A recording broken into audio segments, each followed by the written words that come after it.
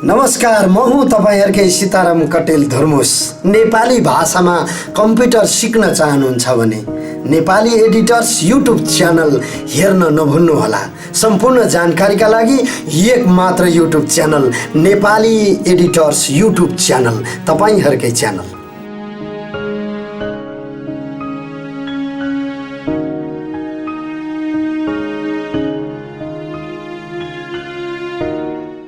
नमस्कार साथीहरु, आज हामी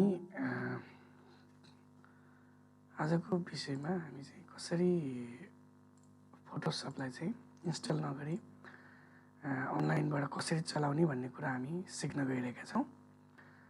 नर्मली के हुन्छ भने हामीले फोटोसपलाई यसरी इन्स्टल गरेर चलाउने चलन छ र त्यसको लागि चाहिँ हामीले फोटोसपको फाइल कम्प्युटरमा राखेर त्यसलाई चाहिँ सेटअप गर्नुपर्ने हुन्छ र त्यसपछि बल्ल हामीले चाहिँ फोटोसपलाई चलाउन सकिन्छ।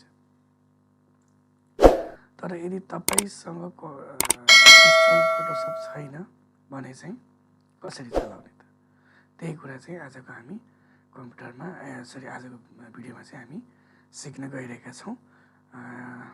यो चाहिँ इन्स्टल गरेको फोटोसप हो हैन। यस्तो हुन्छ, तपाईले चाहिँ इन्स्टल गरिसकेपछि चाहिँ यसरी चलाउन सक्नुहुन्छ भने यदि तपाईको कम्प्युटरले सपोर्ट गर्दैन अथवा चाहिँ तपाईलाई अझ अप्पर झटमा कतै चलाउन पर्यो भने फोटोसपमै गर्ने सबै कामहरु कसरी गर्ने भन्ने कुरा चाहिँ आज हामी सिक्न गइरहेका छौं। र त्यो भन्दा अगाडि यदि हाम्रो च्यानललाई तपाईले सब्स्क्राइब गर्नुभएको छैन भने चाहिँ सब्स्क्राइब गरेर सहयोग गरिदिनु होला। www.youtube.com/surajkumarnp हान्नु भयो भने चाहिँ हाम्रो यो च्यानल खुल्छ र हाम्रो कन्ट्याक्ट नम्बर सबै डिटेलहरु पनि छ। यदि तपाई जोडिन चाहनुहुन्छ भने र सब्स्क्राइब गरेर अगाडिको भिडियोहरु पनि तपाईले नियमित रूपमा पाउन सक्नुहुन्छ।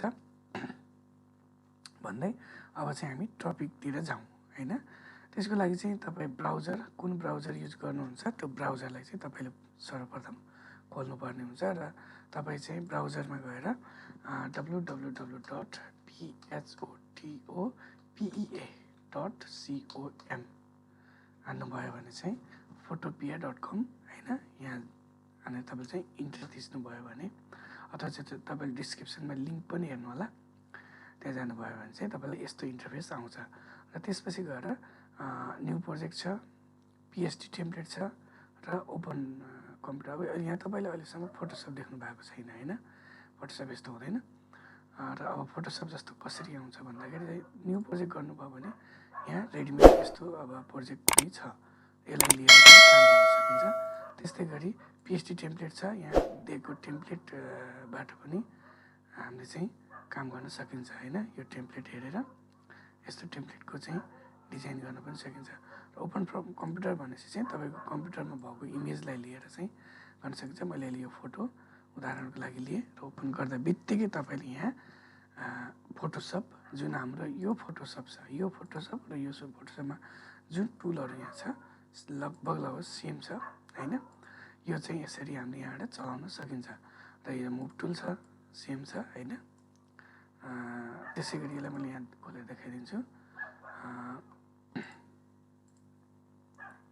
जसरी हामीले चाहिँ यो मैले अहिले चलाएको कम्प्युटरमा इन्स्टल भएको फोटोसप हो भने हामीले चाहिँ सेम फोटोसपलाई चाहिँ उता पनि चलाउन सकिन्छ।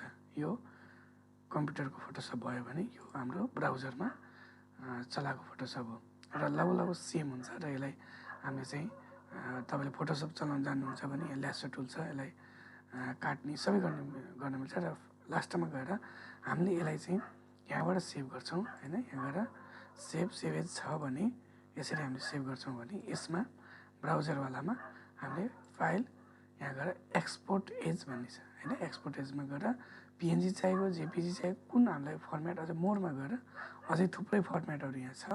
रमा पनि हामीले सेभ गर्न सकिन्छ हैन। टिआइएफएफ, बीएमपी यी सबै फर्मेटहरु छ। यी फर्मेटहरु हामीले रमा फोटो लोड गरेर रमै सेभ गर्छु भने नि पाइयो हैन, जुन चाहिँ हाम्रो यहाँ यसमा सायद छैन हैन। यहाँ चाहिँ त्यसो छैन। सेभ एजमा सायद र सायद रहेन छैन, तर चाहिँ हामीले यसमा रमा पनि हामीले सेभ गर्ने सुविधा यहाँ दिएको छ। यसरी हामीले जेपिजीमा सेभ गरिसकेपछि हामीले साइज छ सेभ गर्दा बित्तिकै यो अटोमेटिक डाउनलोड हुन्छ होइन। यसरी डेस्कटपमा सेभ गर्नुपर्ने, सेभ गर्दा बित्तिकै यो हामीले डाउनलोड भएर बस्छ होइन। यसरी हामीले चाहिँ फोटोसपलाई चाहिँ इन्स्टल नगरिकन सिधै ब्राउजरबाट पनि चलाउन सकिन्छ।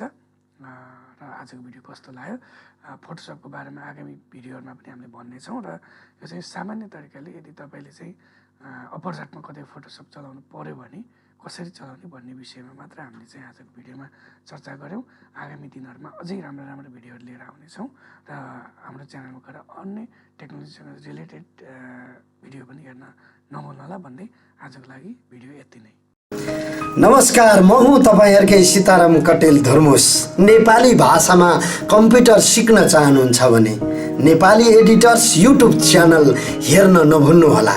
सम्पूर्ण जानकारीका लागि एक मात्र YouTube channel Nepali editors YouTube channel, तपाईँहरूकै च्यानल।